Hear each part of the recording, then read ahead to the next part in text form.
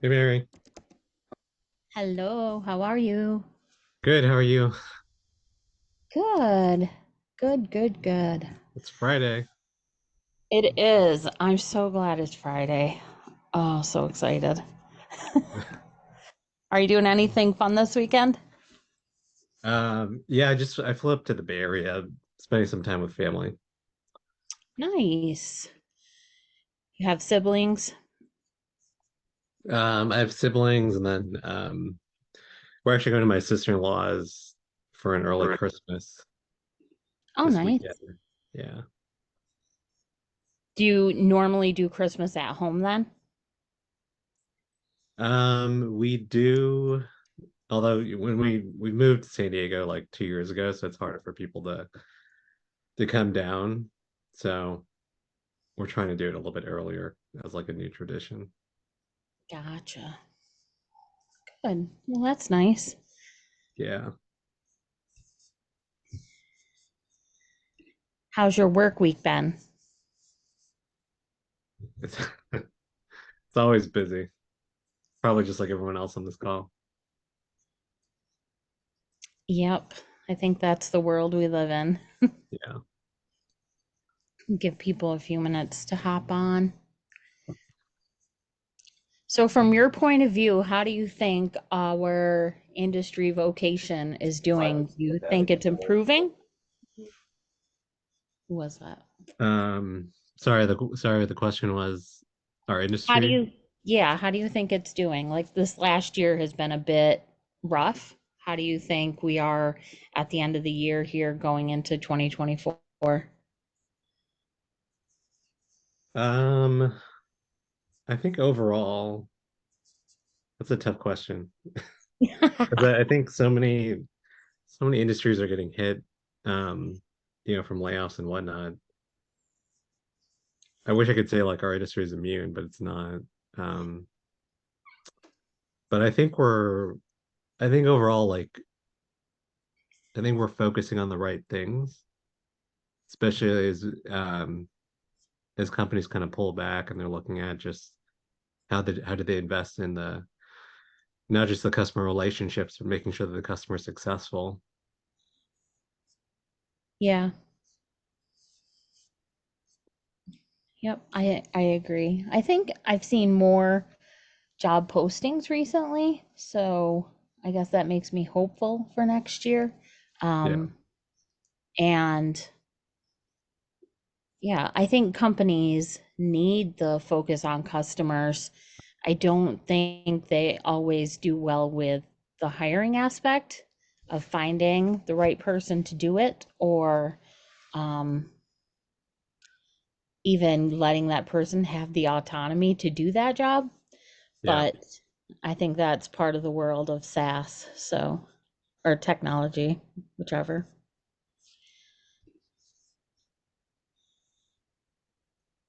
That's a good point, Rebecca. Okay, well, it's five after, so we can go ahead and get started. As you all know, this is Kevin Lau, and he is here to answer questions on planning for 2024, customer marketing, customer advocacy, all of that fun stuff.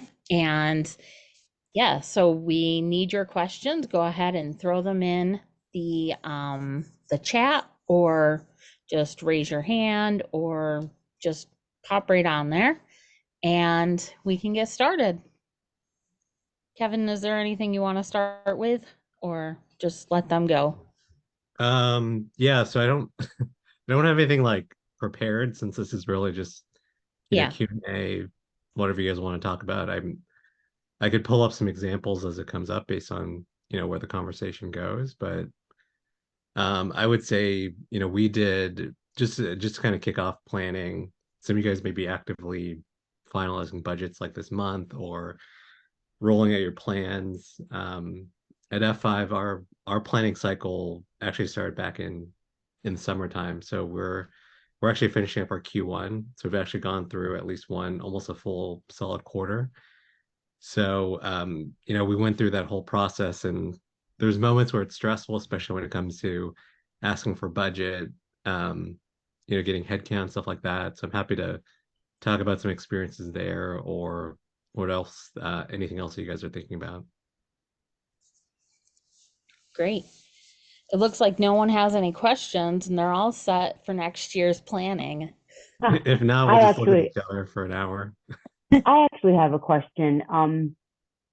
So I'm very new. In fact, someone who ran the hub is actually here on here with us before me. I'm very new, and this year, there's a big focus on engagement. We had huge numbers with engagement last year because there were some regulatory changes that were happening that our customers really wanted to have information on and really wanted to be able to connect with each other. So we really were able to push engagement during those time periods. Obviously, after those time periods, we kind of fall back to where we were before that. Do you have any suggestions around as we build out engagement?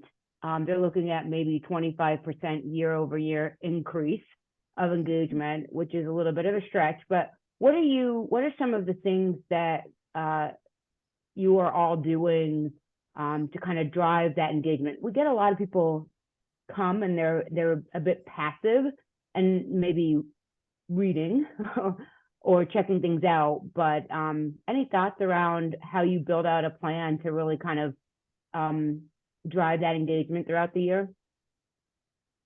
And when you use the word engagement, are you referring to, like customer, A like being community, active I'm as, sorry, a customer community. Sorry about that. I'm okay, with thinking raw. community. Yeah, Okay. yeah.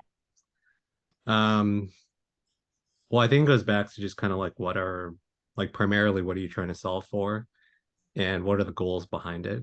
So within community, maybe are you looking for support with more like self-service resources for customers to answer questions? Um, is it to create like an on-ramp for future advocacy, or maybe it's all the above? Is it like case deflection? Um, and there's ways you can kind of like proactively build it, but I usually like to start with having like a clear set of goals and outcomes of what you're ultimately focused on, and then kind of chunk out, do you have the right programs or resources to kind of support it? Or is it just yourself kind of helping to shepherd that work? Yeah, I don't I know if there's think, more details you want to share, yeah, but I appreciate that. And I've done very similar to what you said, kind of looking at what we're solving for and trying to, work through that. I think some of it is exactly just the support, making sure we have the internal support to drive the content and um, get the information available to solve those problems. So yeah, I appreciate that information. Thank you. yeah. Julie, did you have anything you wanted to share on that or a different topic? A different topic. Okay, go ahead, Kevin. If you have more to answer to Jennifer there, go ahead. I was just gonna say, with community, I mean, the way some of it is just like organizationally how you structure this within your company to kind of tell that story of, typically community is like the first line of defense when it comes to building out your customer base and getting people to connect with each other. So if you almost think of it sort of like a hierarchy, where community is sort of like that foundational level, where that's typically the first place that a customer goes to engage. And you can kind of think about like, tactically and what are some of the programs within community to drive that engagement. So what we did, I'll give you just one example. So early on, like when we were going through, when I was at Marketo, we had a pretty strong community. We had about, I think, 60,000 users. And then a subset of those obviously were like engaged and they would participate and chime in and answer questions. We started to take, the folks that were, we call them like, champions, or the folks that were the ones that were more active month over month. And we started to give them more specific asks and opportunities. We started to put a more formal program around that. So we created sort of like a charter. We gave them very specific instructions on, how they could be involved. And I think sometimes the customer just needs more direction. And then we kind of aligned our gamification strategy around how we could fulfill um, the ways that would keep the customer wanting to come back, and then how to elevate that experience overall. And that became sort of an on-ramp for future types of programs outside of community. So, the byproduct of it would be, customers would then want to become advocates. And we had this whole program called, Advocate Nation, and it had essentially kind of 4 or 5 different tiers. But community was sort of like that foundational piece to get them to do anything else down the road. Yeah, thanks, Kevin. We're actually talking about exactly what you just mentioned.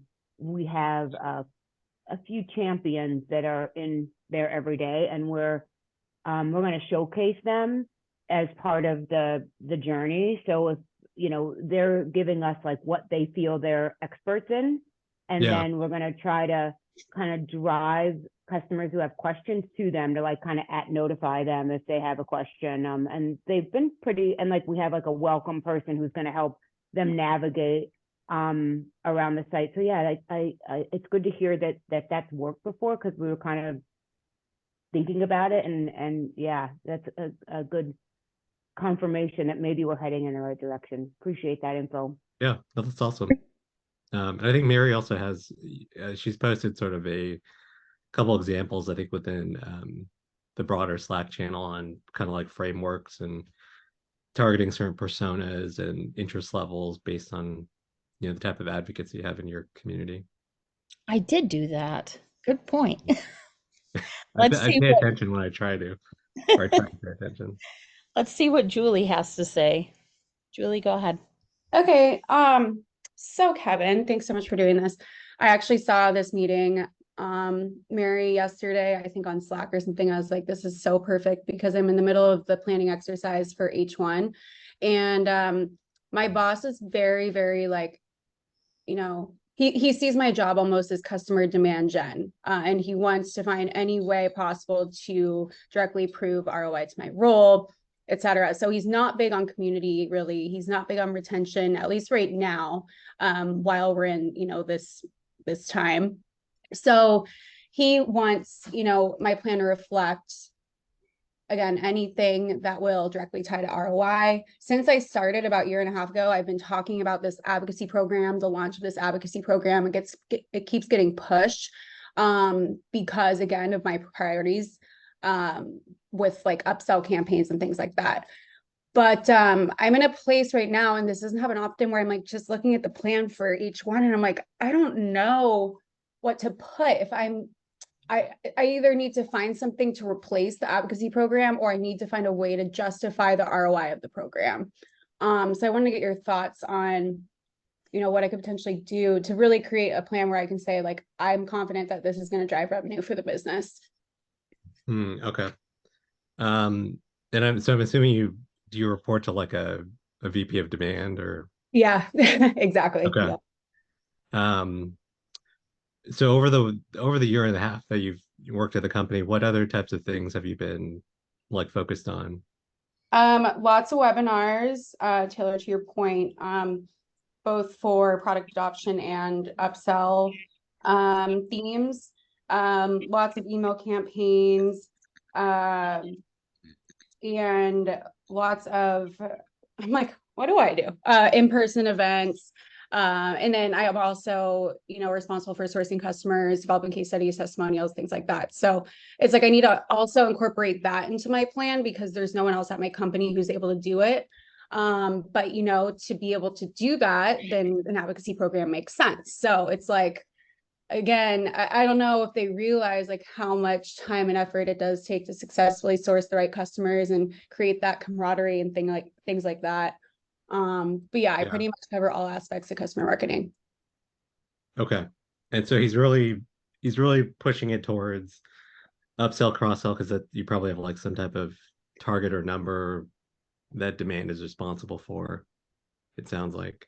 Yeah, not a defined number right now, but I've been kind of, I do provide metrics every quarter on like the percentage of opportunities I'm influencing. So I'm probably going to set my own target for myself based on past percentages. Yeah.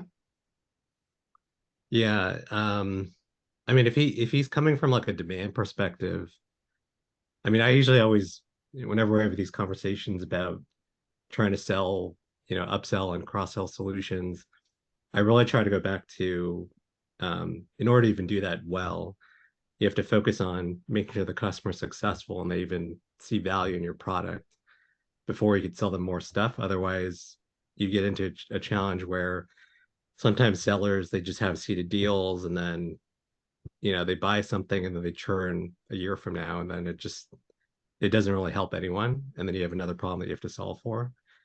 Yeah, um true. but with that being said, I think that's also where potentially the folks that you work with in probably support customer success, or I don't know if you have like a CX function, they can also help give you some air cover on focusing on the right priorities. Like, I think, yes, upsell cross sell is important, but I think there is that, you could still make the case around maybe a percentage of your time focused on some of these other things that would help with cross sell and upsell as a byproduct.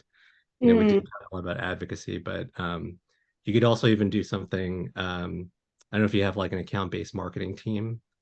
You could almost do account-based marketing, focus on specific strategic accounts and still incorporate a level of advocacy. Maria mentioned sort of like roundtables, like that's a really good example. Maybe you target the top 200 customers by ARR on a specific vertical or industry, that's focused on, engaging them and making sure that there's, you create that on ramp for them to become, likely candidates for purchasing more products from you.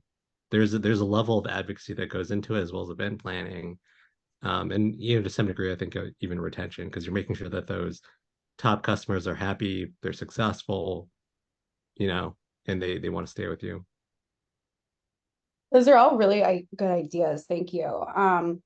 And thank you for the ideas in the chat as well. Um, yeah, and I really liked what you said about initiatives that support upsell, cross-sell as a byproduct, because yeah, I mean, I'm very sensitive to not coming off too salesy. That's not all the content that customers want to see, they want to get Right. value otherwise. And there's no other function at my company who does customer communications. So it's really all me. So yeah, I think, it's fair to argue I need to put a certain amount of time towards retention-based activities, and providing value without asking for more money. Yeah. I mean, Yeah. are you also responsible for like developing nurtures and Yeah. um because you Yeah. could, there's programs you could build that would probably serve multiple purposes. If you go back to the example of just doing something from like an account-based marketing standpoint, you're targeting, let's say, a small cohort of 200, 250 accounts, in your promotional type of communications, whether it's an invitation to a webinar or an event or something, you can kind of build in sort of that surprise and delight, um, and even like a separate list of those people that raise their hand saying that they're interested. You can build a relationship with those folks, and you could do that through a nurture sequence of some kind that still helps, build your foundation, as well as serving, some of the things that your boss wants to. By nurture sequence, do you mean like something in HubSpot, or coming from me, quote unquote, or from the account managers, Yeah, like like it. sure, turn zero. So sequence, and yeah, HubSpot, if that's what you guys use. Um, Also, I think that you could, depending if the communication comes from you or the account team or a CS team, they could also help you, sort of promote some of these programs down the road too. But it does sound like you're doing a lot by yourself. Yeah, yeah. It's like I kind of have to prioritize. Like one thing I was thinking of is proposing. Well, I can't really propose to take anything out, but I'm gonna say like these are the areas I really want to focus on, and these other areas are gonna be deprioritized, and set the right expectations, because it's like I can't do everything. One question, and then I want to let other people ask questions too. You mentioned a surprise and delight as part of the nurture. What did you mean by that exactly?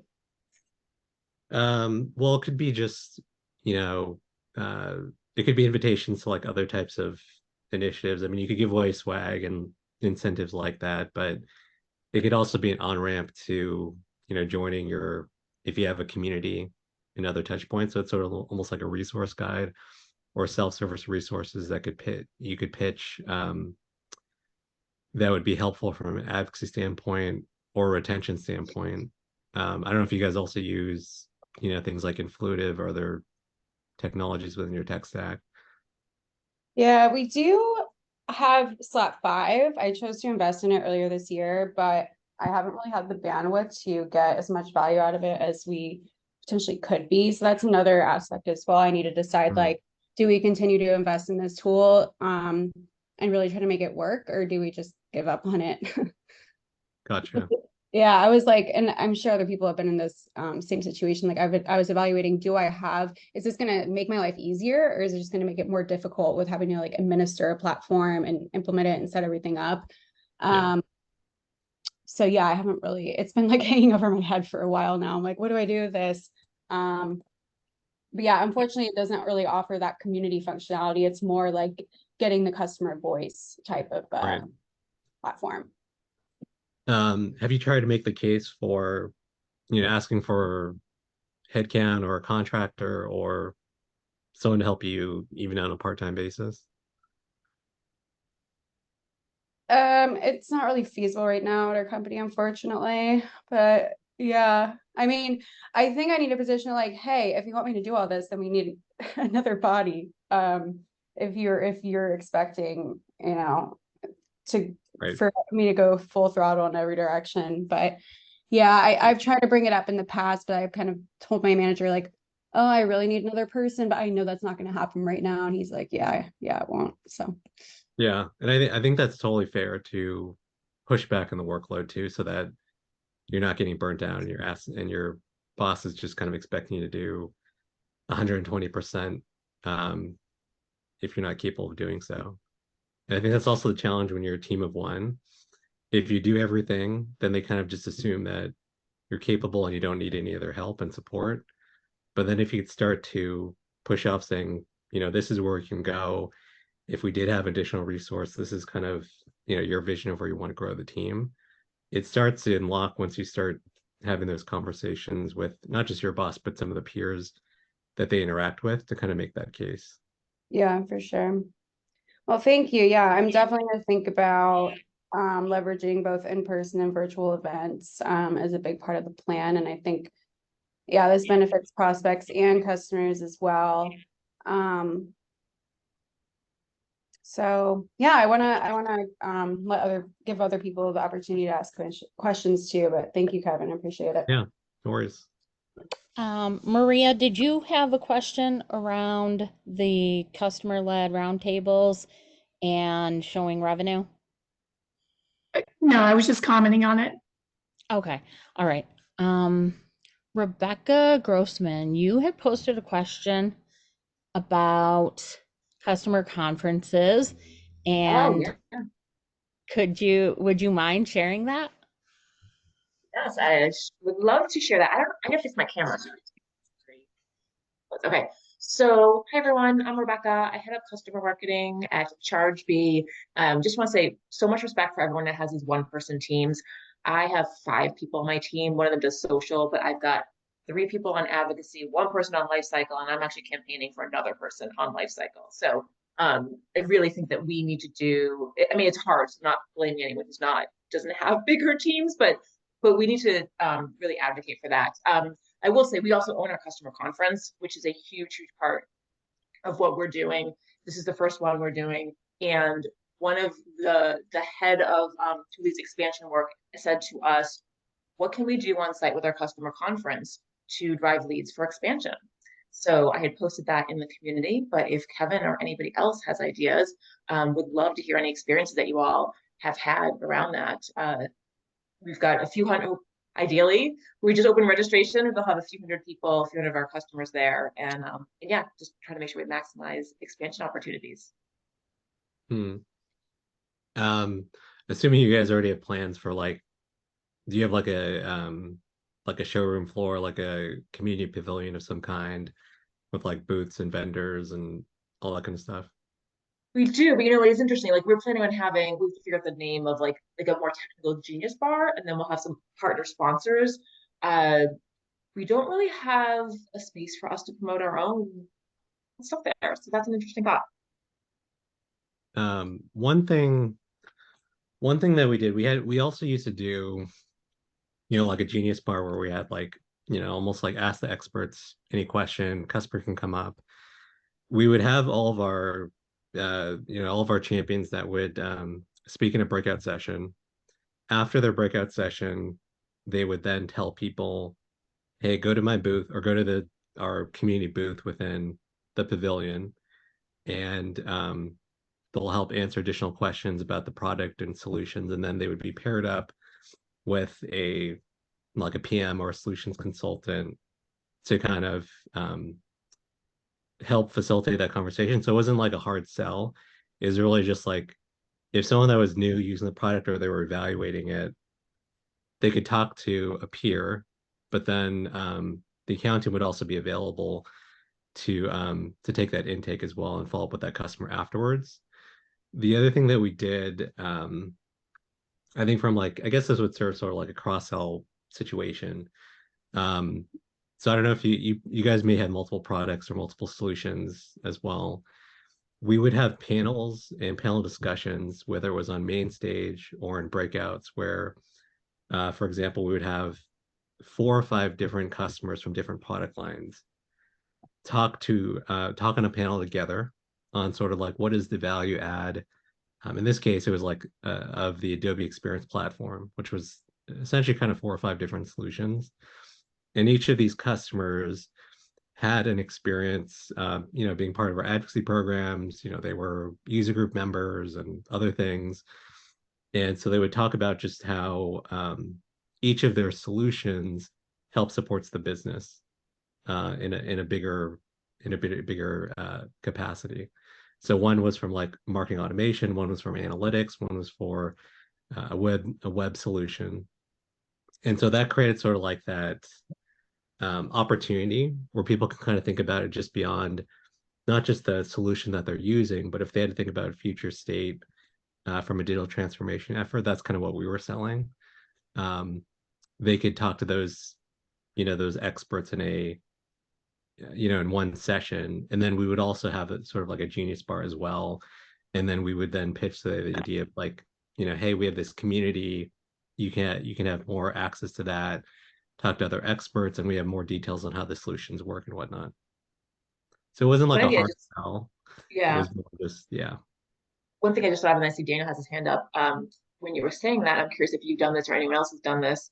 Is I wonder if like on, and you can't put so much information on the badges, but I wonder if almost like listing the products that each person has on their badge, and then other people can see like, oh, you have this other product, like tell me about it, or oh, I didn't realize that we offered that.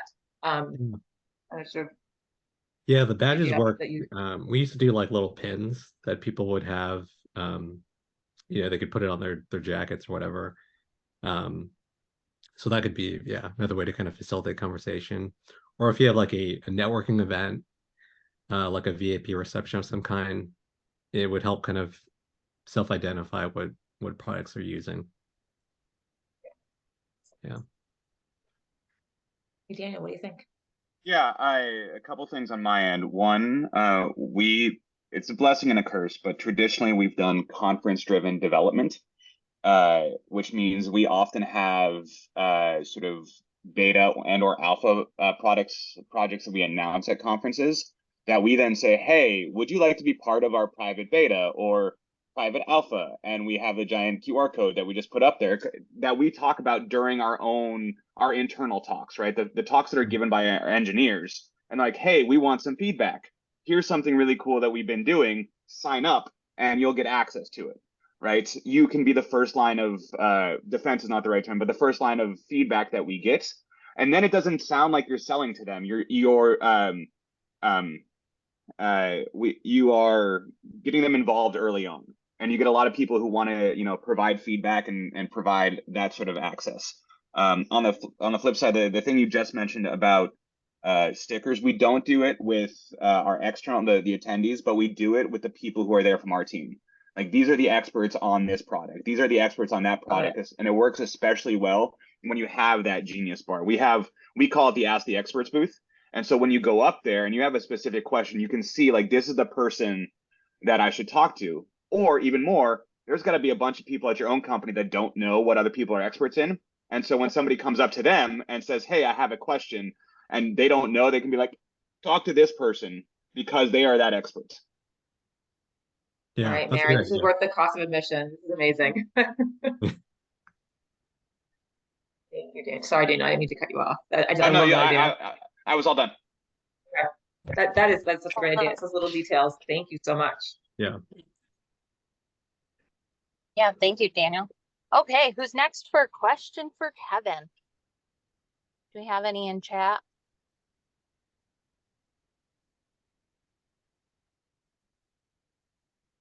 Okay, well, I have Oh, a if I can. question. Oh, Oh, sorry. go ahead, please.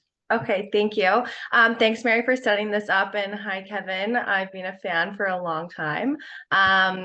And hey, everyone, I'm Taylor. So I am a customer marketing manager at Clio. So I look after our customer community and our customer awards program.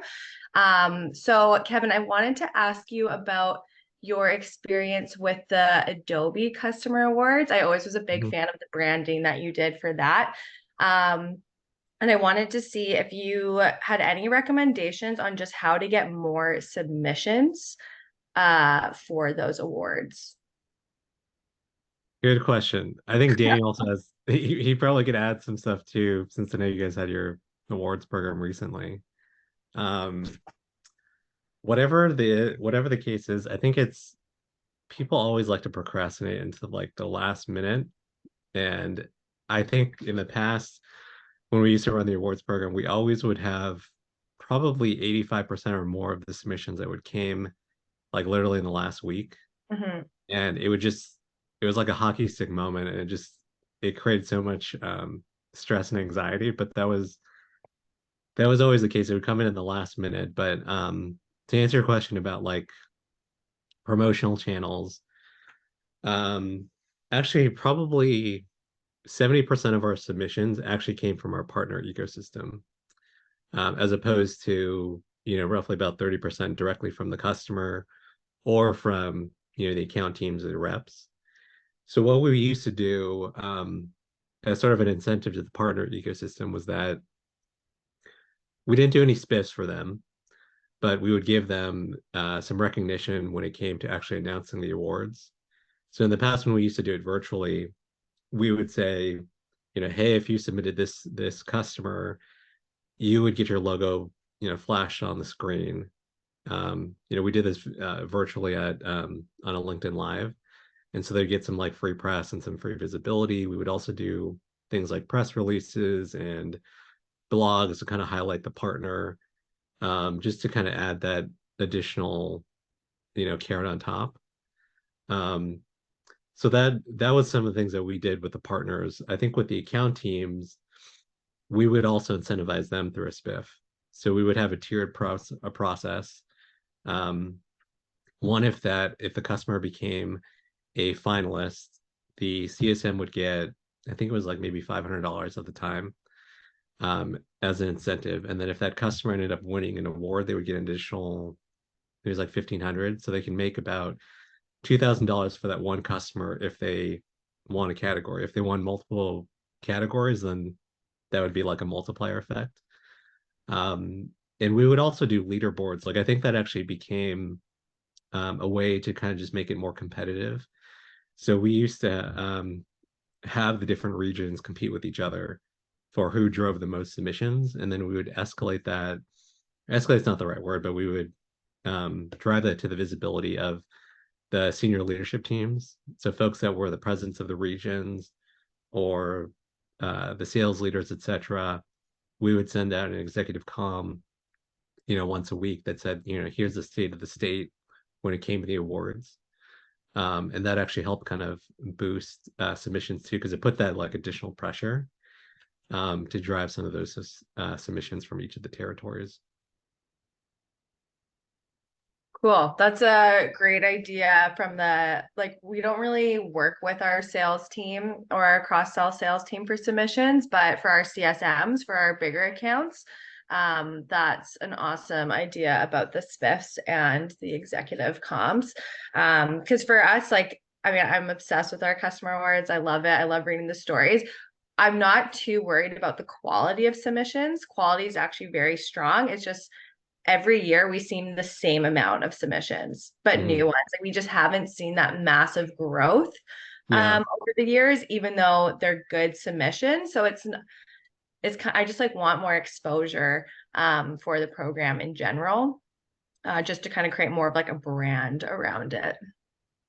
Do you for the winners, do you have like is there a way that you kind of like highlight them after the awards program is over?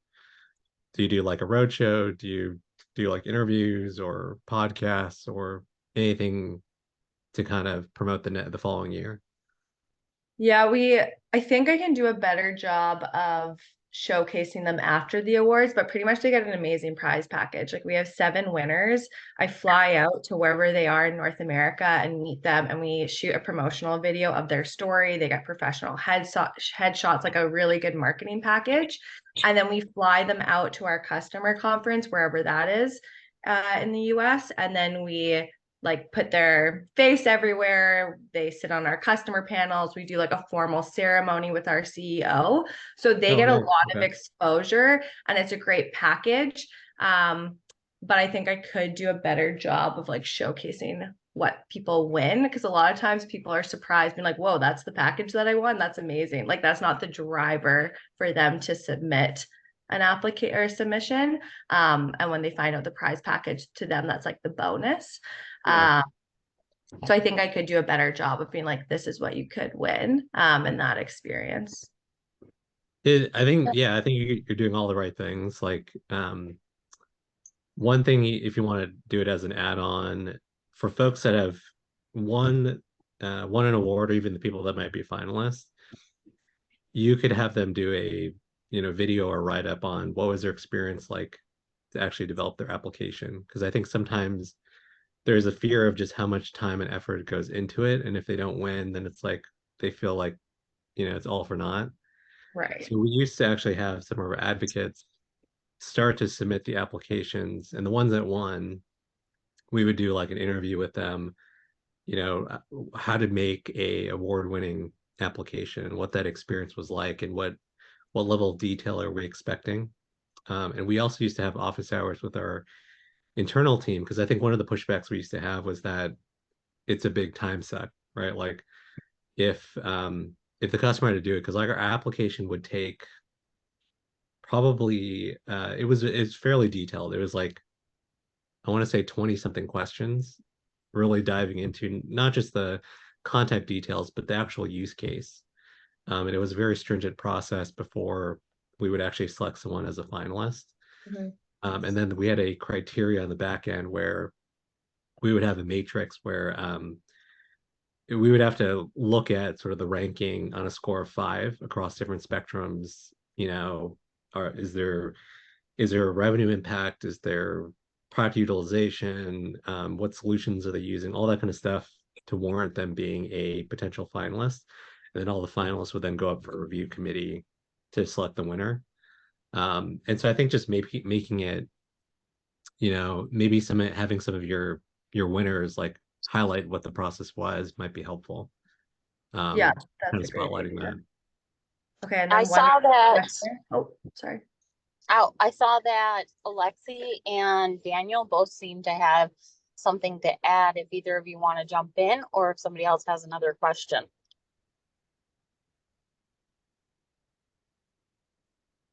Yeah, I can definitely jump in because yes, Kevin, I have thoughts because we kind of just went through it. Two things, Taylor. One, if there is any way your awards program involves or could involve governmental clients, they are a gold mine to apply to any awards program.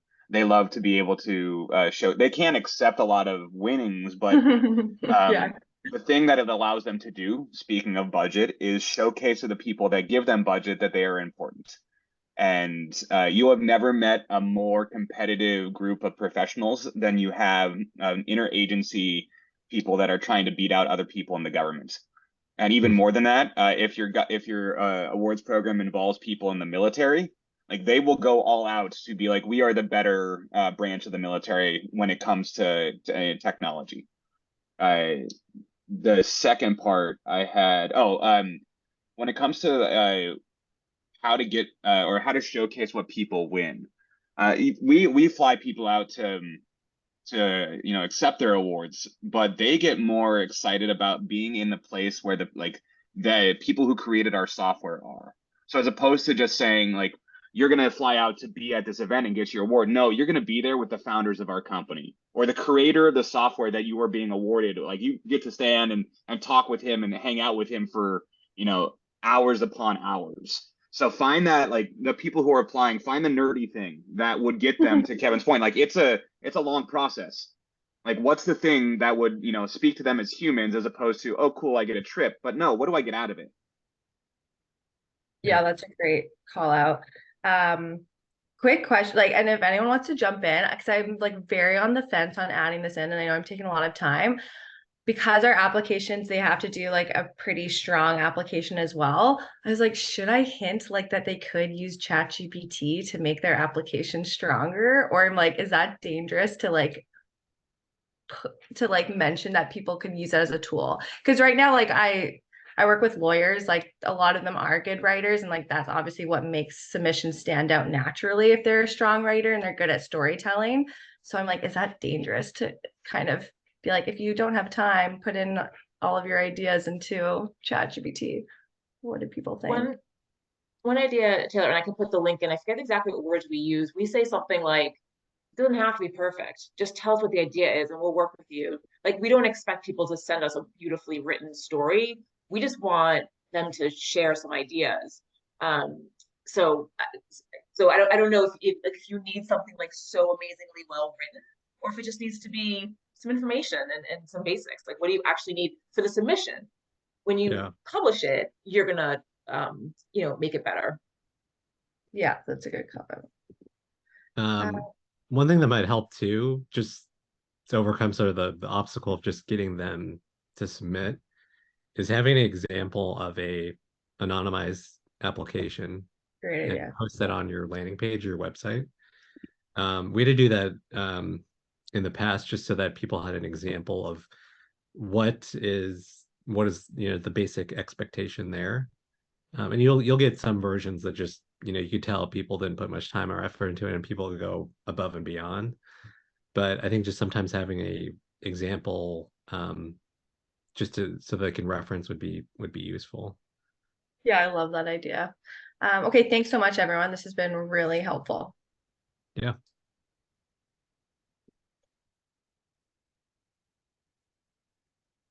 Okay, who's got another question?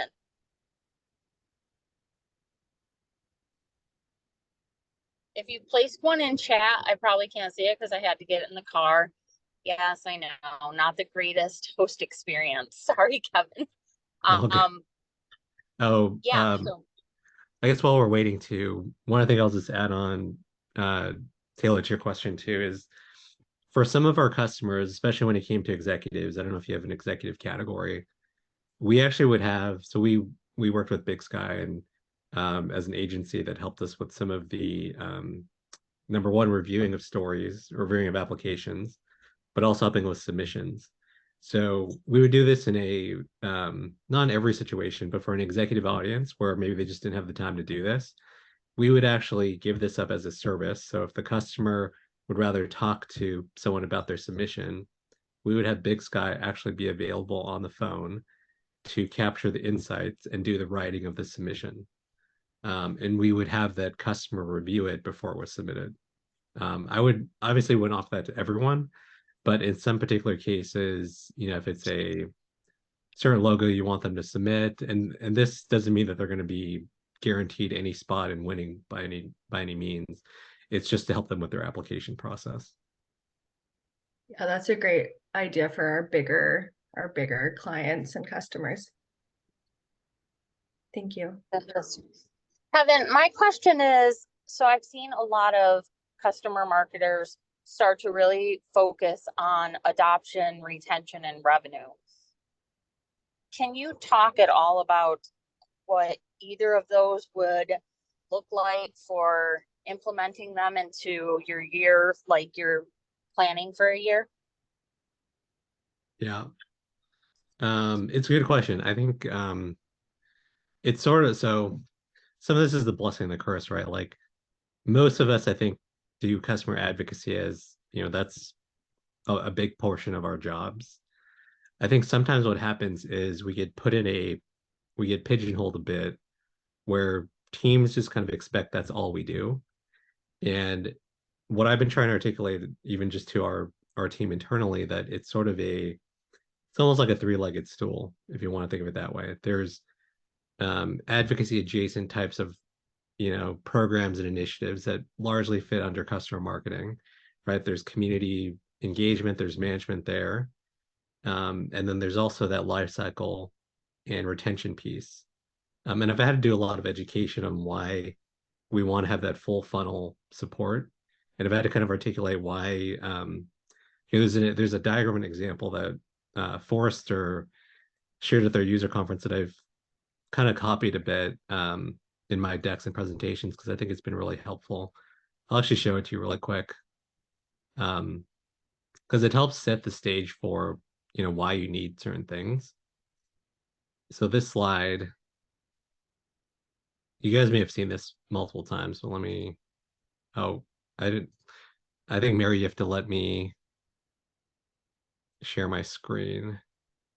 Okay, give me just a second so I can figure out where it is. Okay, no worries.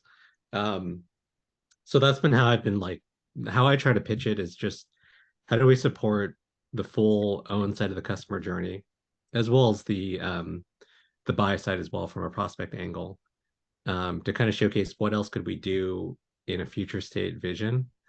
But this actually helps. When I show you the diagram, it helps make it more clear. And for our sales conference that we had back in November, I actually gave a presentation on um, why we really need to be more customer obsessed as an organization. And I walked them through, some of this may seem kind of basic, but like we as customer marketers get it. But the rest of your organization, they may think just from a demand standpoint, or they may think about it from, sitting within a product organization, right? Like adoption, retention, sometimes that ends up being a PMM function versus like customer marketing. So you have to fight your battles. But I think if you could tackle it as sort of like we're trying to quarterback that work together and we're making very specific swim lanes, then I think people don't get so defensive, or at least that's been my experience. Yeah, I don't see an option to allow you to share your screen right now. Okay, I'll just take a screenshot and I'll put it in the chat. That would help. Thank you. Yeah, no. I like the idea of the stool. I think it's helpful to have those visuals because especially from my own background, I'm like I've done community work, and to do community work you have to really understand the life cycle and be able to insert community into different areas and then market to customers to get them to join and then kind of build evangelists for your community. So there's a lot of overlap between community, customer marketing, and advocacy. But explaining that in an interview or with executives is not my forte. So that helps to think of it like that. Yeah, and I will say too, like I work for a old school security company that's been around for 25 years, and a lot of the practices are not super modern. And so it's been, you have to tell some of the same people like 7 times before they finally get it. And we're going through a whole process of like going through that digital transformation, modernizing our tech stack and our go to market. And so there's moments when you just want to like hit your head against the wall because they just don't get it. But like eventually, I promise you, as you start to have those same conversations and get people together, like in some ways, I think our job is really about bringing the right people together in a room to have that conversation. How are we solving for a customer pain point? And then I think the light bulbs start to happen and they start to think about like, okay, how can we tackle this together? Because for one team to do it holistically, it's a lot of work.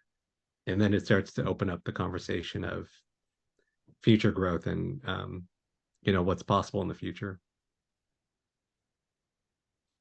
Yeah, I think it's interesting because I just did a very short survey and I've only gotten so far about 10 people to respond about what topics to cover more next year.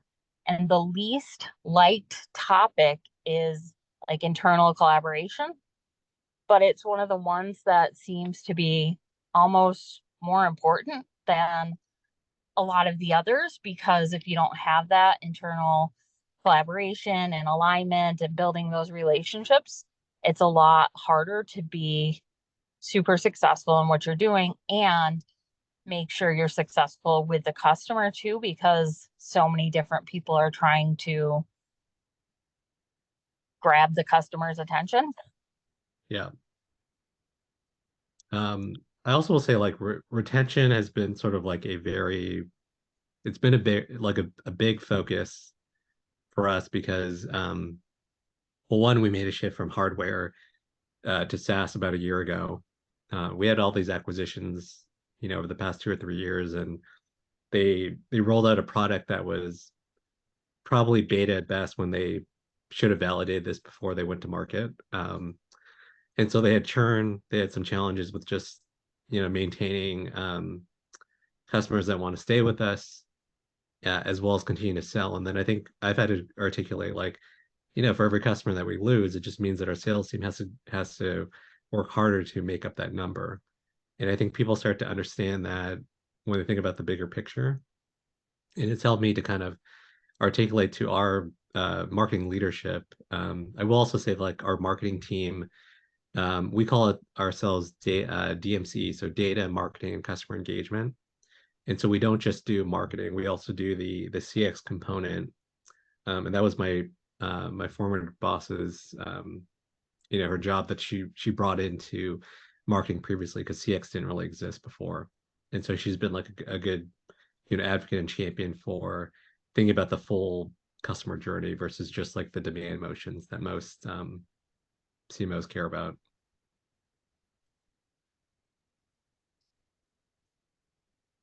That's great. Thank you. Is there anything else somebody would like Kevin to touch on really quick before the end of our call? Let's see if anybody's in chat saying anything else. And you guys can ping me, on Slack or LinkedIn. I'm usually pretty responsive too.